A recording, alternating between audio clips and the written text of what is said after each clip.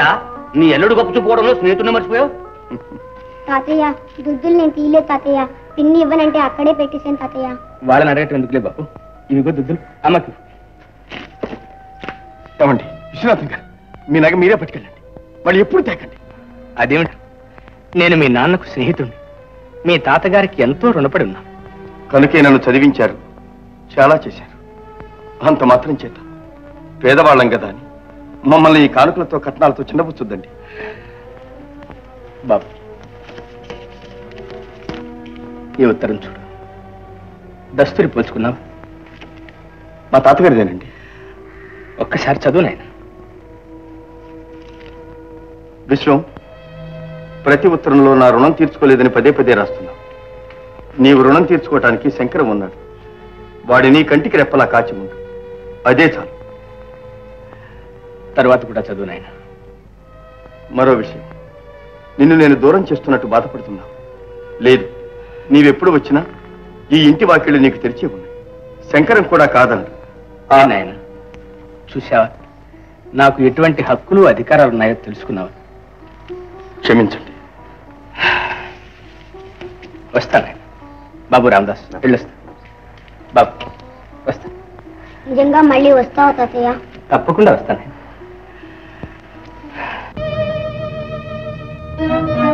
నా కోసమని ముందుగా వచ్చావా తల్లి? నా తల్లి వద్దమ్మా, పుట్టింటికి నాకు రుణం తీరిపోయి.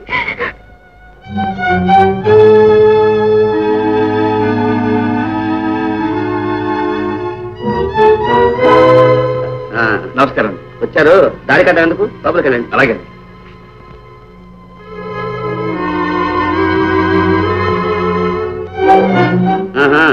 మంచి దర్జాగా ఎందుకు కూర్చున్నారు? లేవండి లేవండి, పెద్దవాళ్ళ కోసం.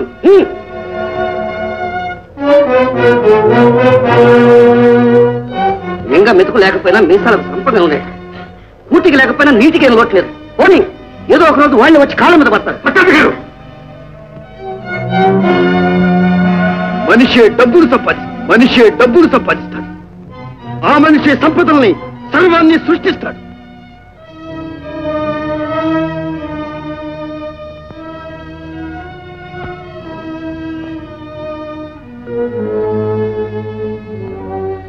మున్ముందు మీరు చేయబోయే కృషికి మా సహకారం ఉంటుందని హామీ ఇస్తూ ఇది మీకు సమర్పిస్తున్నాను. ఏమండి, 800 రూపాయల బిల్లు నగల షాప్ లో ఏం కొన్నారేమిటి? అది కూడా అందులోనే రాసి ఉంటుంది, చదువుకు. ఆ తగలబడ్డ ఇంగ్లీష్ నాకు రాదనేగా. ఏమైతే నాకేం గాని, ఎందుకు కొన్నారో ఎవరికి కొన్నారో చెప్పండి. పట్టాభి గారి పెద్దమ్మాయికి ప్రజెంట్ ఇచ్చాను. ఆ తగాదాల మార్గానికి ఇంత ఖరీదు చేసినాగా ఇచ్చారా? ఇంత వయసు వచ్చి మీకు ఇలాంటి దుర్పతి పుట్టిందే అండి. మోహిని, నువ్వు ఎవరితో మాట్లాడుతున్నావో, ఏం మాట్లాడుతున్నావో కాస్త ఒళ్ళు దగ్గర పెట్టుకుని మాట్లాడు. దాంతో మీకేం సంబంధం, ముందు మీరు మాట్లాడండి. పార్వతి నా పెద్ద కోడలు. ఓహో, ఏం పూత పూసారండి. చదువుకోవడానికి వచ్చిన కురాడితో లేచిపోయింది కదూ. ఆ మాయలాడి మిమ్మల్ని పుట్టలా వేసింది. ఆ శంకరం ఎవరో కాదు,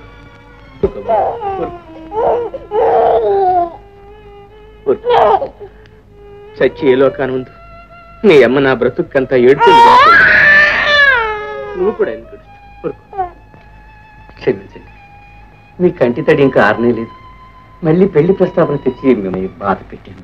అయ్యో, ఇందులో బాధే ఉందండి. నాకే గనక మరో కూతురు ఉన్నట్టయితే విశ్వానికి ఇచ్చి పెళ్లి చేయినా చెప్పండి. ఇప్పుడు నా కూతురు బదులు మీ కూతురు అవుతుంది. ఉండండి, వెళ్ళి మాట్లాడేస్తా. చూడండి, నాగా ఒక్కగానొక్క పిల్ల, దానికి తను రెండో పెళ్లి వాడిని తెలుసుకుంటున్నట్టే తెలియకూడదు.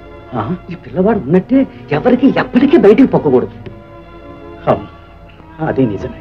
అంటే విశ్వనాథం తన పిల్లవాడితో ఎలాంటి సంబంధం ఉంచుకోకూడదు. అయ్యో, అదేమిటండి, అసలే తల్లి లేని వాడిని తండ్రి కూడా వదిలేస్తే ఆ బిడ్డ గతి ఏం కావాలి చెప్పండి. వాడికేమండి, అటు మీరున్నారు, ఇటు నేనున్నాను. అమ్మాయి సుఖం కోసం అలా చేస్తున్నానే గాని వాడి విశ్వనాథం కొడుకు కాడా, నాకు మనవడు కాడా? వాడి భవిష్యత్తు నేను చూస్తాను, వాడికి కావాల్సిన అన్ని ఏర్పాట్లు ఘనంగా నేను చేస్తాను. మీరు ఆ చింత వదలండి, ముందు విశ్వనాథం సంగతి చూడండి.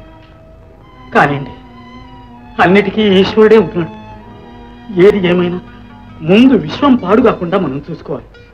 వాడిని ఇప్పుడు వెంట పంపిస్తాను. అలాగే. విశ్వం, లక్ష్మణపతి గారు ఏమంటున్నారో విన్నావా? విన్నాను మామయ్య, అంతా విన్నాను. ఆయనకు మన కష్టం కానీ తన కన్న కూతురు ఇష్టం కానీ ఏమీ అక్కర్లేదు. డబ్బు కావాలి. ఎన్ని పాపాలైనా చేసి అది సంపాదించి పెట్టడానికి ఒక తెలివైన గుమస్తా కావాలి అంతే. ఒరే ఒరే, నువ్వెంత దుఃఖంలో ఉన్నా ఎదుటి వాళ్ళకి దుఃఖం కలిగించకూడదురా. కాదులే. అవునరా, ఆయనకి ఇప్పటికే కావలసినంత డబ్బు ఉంది. డబ్బు పారేస్తే నీకన్నా తెలివైన గుమాస్తాలు ఎందరో దొరుకుతారు. కానీ ఏమీ లేని నీకు ఉన్న ఆస్తిని కన్న కూతుర్ని ఇస్తానంటున్న ఆయన గొప్పతనాన్ని చూడరా. తెల్లనివన్నీ పాలనుకునే నీకు ఇలాంటివన్నీ అర్థం కావలే మామయ్య. అర్థమై నువ్వు చేసేదేమిటయ్యా? సన్యాసం పుచ్చుకోవటమేనా? పిచ్చివాడు. చూడు, సుశీల కూడా నిన్నెంతగానో ప్రేమించింది. కానీ నీకోసం బతకరిగిందా నాయన? లేదు. ఆమె పని ముగిసింది, ఆమె వెళ్ళిపోయింది. కానీ నీ కర్తవ్యం ఇంకా మిగిలిందిరా నాయన. అందుకోసం నువ్వు బతికున్నావు.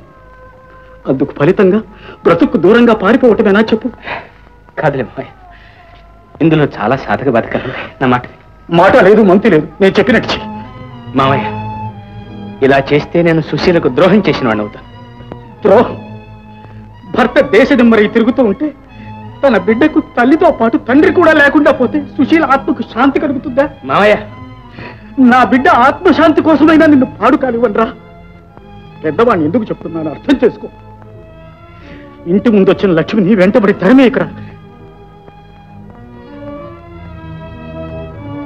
ఇదిగో ఉత్తరం వేసుకో. పద బాబు. బాబాయ్, కాదన్నావు, నన్ను చంపుకుతున్నంత ఒట్టు మళ్ళీ నీ మొహం నాకు చూపించు.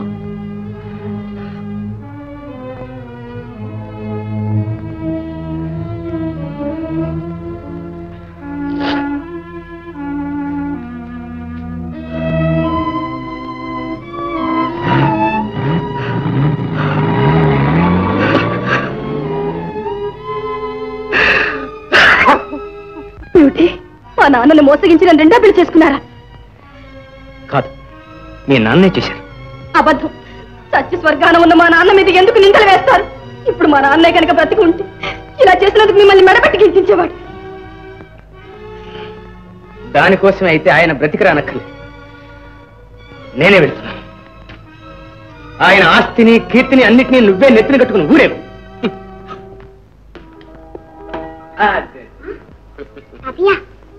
అవును బాబు, నువ్వు రమ్మన్నావుగా, అందుకని వచ్చేసాను.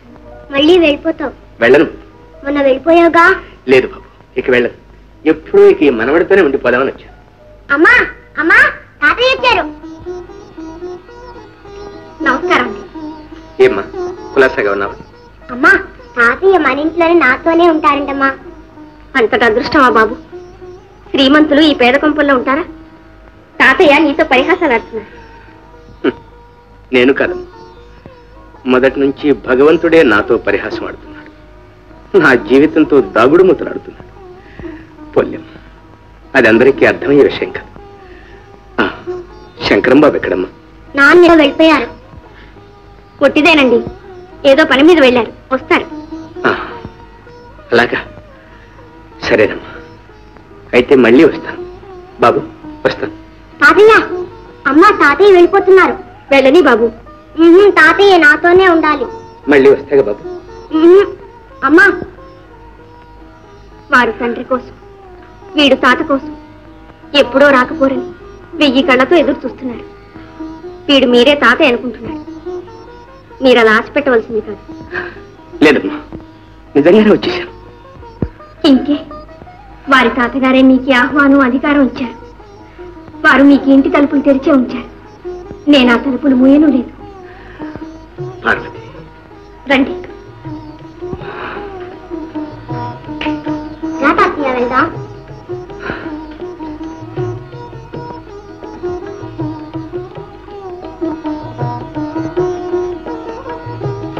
ఇది వారి తాతగారు ఉండే గది. వారి నాన్నగారు వస్తారని ఈ గదిని అలాగే ఉంచాం. మీరు ఇక్కడే ఉండొచ్చు. నేనా? అవును, మీరు మా తండ్రి వంటి వారు. తాత మనవాళ్ళు కబుర్లు చెప్పుకుంటూ ఉండండి. నేను స్నానానికి ఏర్పాట్లు అవి చేస్తాను.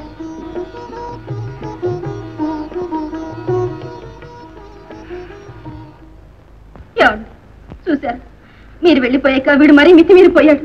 ఊరి నిండా అప్పులు చేస్తున్నాడు. డబ్బు అని మాటి మాటికి నా ప్రాణం తీస్తున్నాడు. డబ్బు? ఒరే, నువ్వు చచ్చి గీ పెట్టినా సరే నీరు చిల్లి గవ్వ కూడా నీకు ఇవ్వనరా. చిల్లిగా ఎందుకు మమ్మీ? అసలు డబ్బు మనుషులను పాడు చేస్తుంది. ఆ డబ్బేగా మీ నాన్న పరలోకం పట్టుకుపోయింది. వేదవతి డబ్బు ఎందుకు మమ్మీ అసలు? నా బాబే నాయని డబ్బు ఎవరు కావాలి మమ్మీ? వేదవ డబ్బు. ఆ తాళం చేతులు ఎలా పడే? తాళం చేతులే ఒరే మనోహరం, నా ప్రాణ హరిమన్నసరే తాళం చేతులు మాత్రం ఇవ్వనరా. మమ్మీ ఇవ్వవా? ఇవ్వను ఏం చేస్తావరా? ఏం చేస్తాను? ఏం చేస్తావు? కష్టపడి సంపాదించుకోవడం. పోయి సంపాదించుకో. సంపాదించుకోనా? సంపాదించుకో. సరే. మనోహరం నాయన మనోహరం, నా మాట విను. మమ్మీ మమ్మీ నేను చంపేస్తాను మమ్మీ. అయితే మళ్ళీ ఈ ఊరు నుంచి మకాం ఎత్తేసి అడవిలో కాపురం పెట్టి అక్కడ ఒక ఊరు కట్టాలంటావు. రే నన్ను ముప్పు తిప్పలో పెట్టి 3 చెరువులు నీళ్లు తగ్గించేస్తున్నావు. అదే రా మనిషి తగినంత శ్రమ చేయాలి, ఆ శ్రమ 10 ఫలించాలి. అయితే నువ్వు ఎక్కిన ఊరు దిగనంటావు. ఇప్పుడు ఎలా రా దిగేది? ప్రభుత్వం వారి దగ్గర నుంచి బంజర్లు కవులుకు తీసుకున్నాం, అవును. అప్పు కూడా పుచ్చుకున్నాం. అవును. కావలసిన